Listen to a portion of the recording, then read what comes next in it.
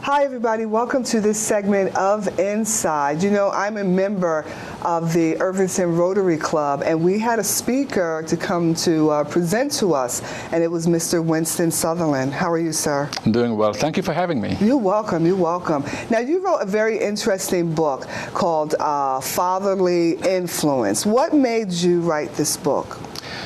This book is it's an interesting story. I grew up without a father. And I'm from a large family of 12. I'm number 11.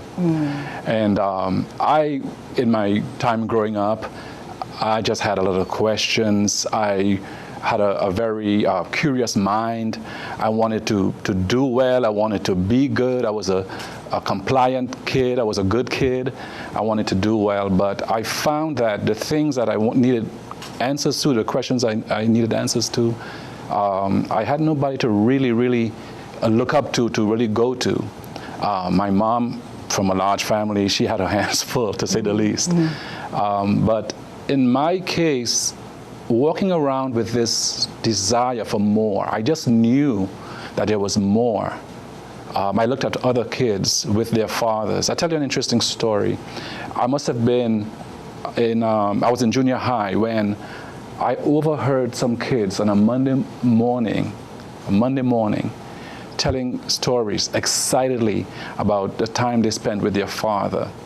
And just the way you could see the vein on their neck about to pop and tears rolling down their eyes, tears from excitement and joy.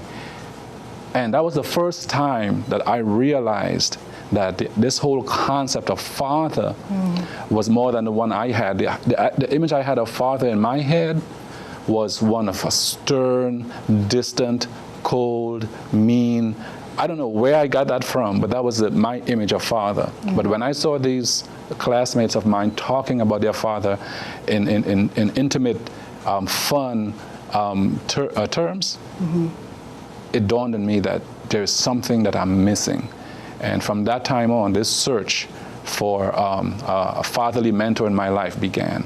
So that's probably where it started.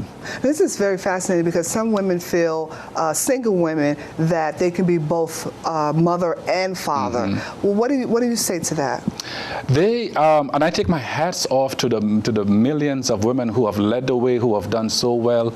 They have really put us men to shame. They have stuck in there. They have sacrificed. My particular mother is an amazing woman, amazing. She's brilliant, she's intelligent, she's wise, and most of all, she has a lot of love in her heart. But she cannot be a man. Of all the things that she's done and continues to do, she cannot be a man. She cannot think like a man, she cannot act like a man. I remember one time, one of the stories, as I did research for this book, one person said, of their kids, when my little boy bruises his knee, my wife's instinct is to go and to hug him. That's her instinct as a mother. My instinct is to just look at it and see if he's all right and say, okay, good, and send him back to play. So it's just a different way of parenting, different way of relating, and a child needs the balance in his life or her life. A child needs both a stern, loving father and a tender, nurturing mother in his life. It's only one part of the parental formula. Now, you've done some research. I have. Right? And what did these statistics show you? I haven't memorized this, so allow me to go here to my book. Yeah, that's fine, because you told us at the meeting some of the stats, which were very interesting. Right. Yeah. Yeah, and these are some of the things that I came up with. 90%, get this, of homeless and runaway children are from fatherless homes. 80% of rapists motivated with displaced anger come from fatherless homes. 71% of pregnant teenagers lack a father. 63% of youth suicides are from fatherless homes. 85% of children who exhibit behavioral disorders, they come from fatherless homes. 90% of adolescent repeat arsonists live with only their mother. 71% of high school dropouts come from fatherless homes. 75% of adolescent patients in chemical abuse centers, they are from fatherless homes. 70%, do you see the trend here? Yes. 70% of juvenile in-state operational institutions have no father. 85% of youth in our prisons grew up in a fatherless home. So fatherless boys and girls are twice as likely to drop out of high school, twice as likely to end up in jail, and 4 times more likely to need help for emotional or behavioral problems. And I remember again speaking to one lady I interviewed, and she said, well, and I've heard this is my biggest surprise in interviewing people and researching for this book. And I heard this over and over again. Well, I grew up without a father, and I turned out fine. And I said, okay, I'm not disputing that you turned out fine or that you're okay. But with a father, you would have been so much more the better. I said, may I ask you one question? She said, sure, go ahead. I said, how have your relationships been? And just the question alone, she almost fell off her chair. Now, I knew her a little bit well enough to ask her that question, but not well enough to know about her relationships. You cannot have one, whether a mother or father, missing from your life and think that you're fine. We're not fine in the total sense of the word. So it affected her in her adult relationships? Definitely in her relationships. In many areas of our lives, an absent father or an abusive father or a passive father will affect how we interpret life, how we interpret, if we have children, how to raise our own kids. Sometimes we overcompensate. My father was missing, so I didn't get certain things, so I overcompensate, and I'm going to make sure little Junior, little Princess gets all of these things, and you overcompensate. Sometimes you walk around with resentments that you never really settle and deal with, and it is going to affect you. There's just no way that you can be perfectly fine.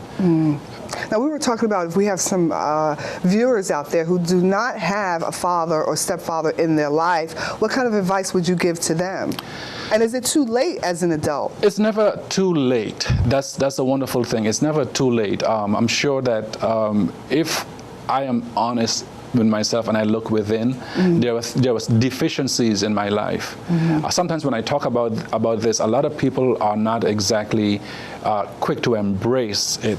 Just like the lady I just mentioned, we know that we are okay. You know, they're not in a lunatic asylum or any sort, but a lot of people don't like to go look within and analyze themselves or look within and deal with certain issues.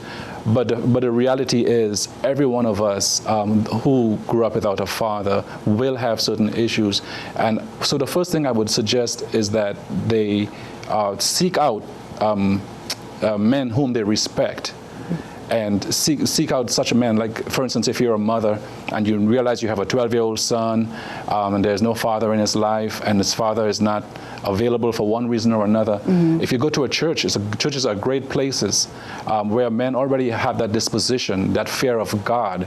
Some men have that desire to be a mentor because they know what maybe they had a great father and they knew the value of a father in their life, or they didn't have a father, but they'd like to pass on, like myself. I've mentored for over 10 years, mentoring programs.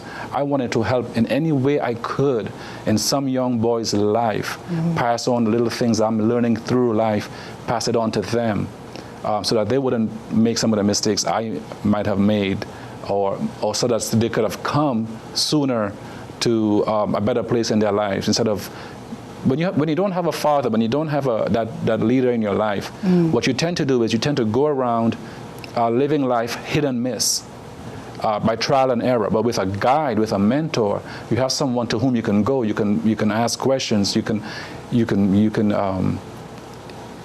feel free to bring up certain things you can't share with a mother. Let's say you're a boy and you can't share certain things with your mother.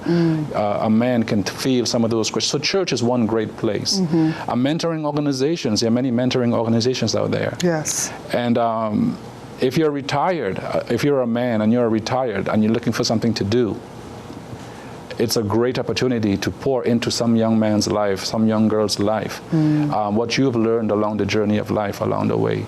So those are two places. Retired people are great. because they think about retired people. They know they have fewer years ahead yes, yes. than they have behind them, and they have made some of their mistakes. They're not trying to please anybody. They don't care. One thing I like about 65 and 70-year-olds, they don't care anymore what people think. Yes, it's their time, and so they have a lot they can pass on to the younger ones. Maybe the mother could help with this search. One thing about men, I can tell you, because I personally have recognized the need for a fatherly mentor type in my life, and I have sought out mentors. One thing about men, we are not the easiest and quickest to want to open up. We tend to be pretty guarded. One of the most important things in a mentoring relationship is that it must be mutual. Both the mentor and the mentee must want this. They must desire this. So those are some of the things one must keep in mind when seeking out a mentor for, let's say, a mother trying to help a young 12-year-old find a good mentor, or a 17-year-old recognizing that, yeah, I do need a man in my life for certain important things, a man I feel free to speak with.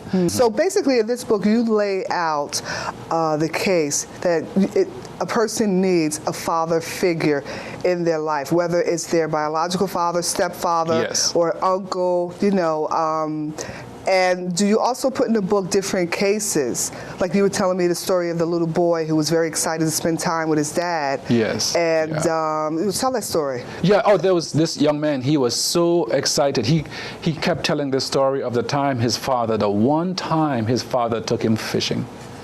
And all through his life, that's all he kept. Anybody who was around him kept hearing him tell this story over and over and over again. Man, he took me fishing that day. He showed me how to thread the fishing rod, how to mount the bait, and how to do everything. I just enjoyed being with him. I looked into his eyes. He was different that day. And he just kept telling the story about the time he spent with his father.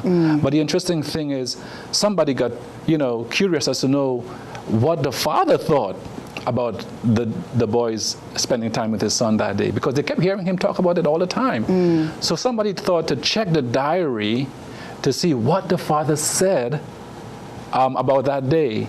So turning to that page, they found one line written, and that line said, "Went fishing with my son today, a day wasted." What do you want to highlight that we haven't talked about in the book?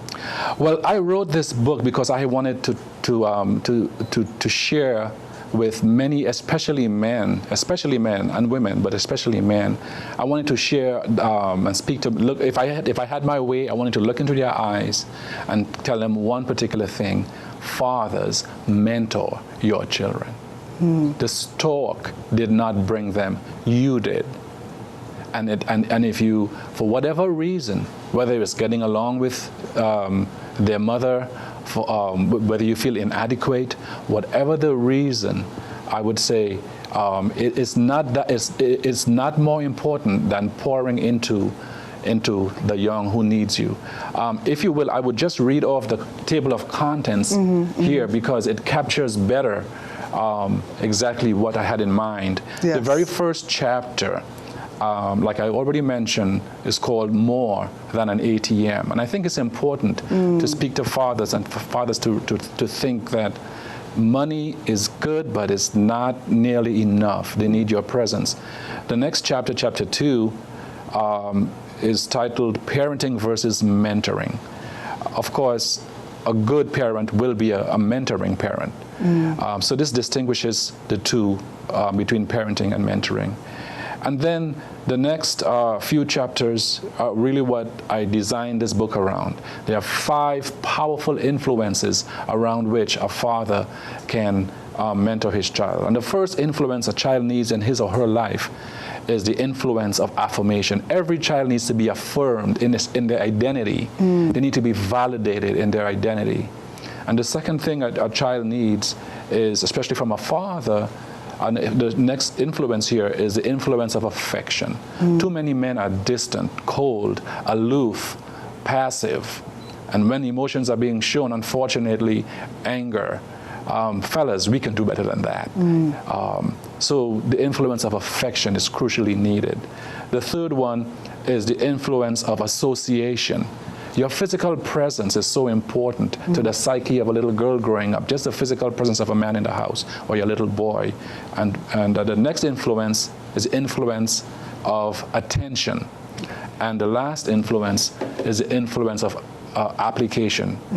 If you're going to be physically present, then go the other step and get involved in their lives by the influence of attention. And when you get involved, the kid is going to want to know, how do I interpret life? How do I understand all of this? So that's the influence of application. We know it better as role modeling. Because a kid is not going to listen to what you say. They're going to see what you do and mimic what you do. I have this imagery in my head. The father is smoking whatever he's smoking, and he says, if I catch you smoking, I'm going to get you.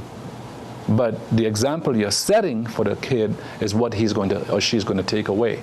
Wow. So it's a model, it's that model.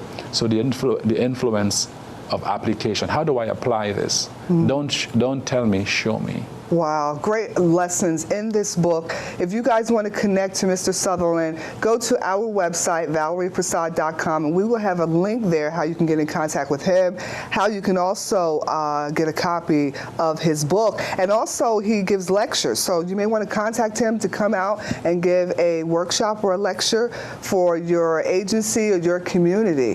Thank you very much for being here. Thank you for having me.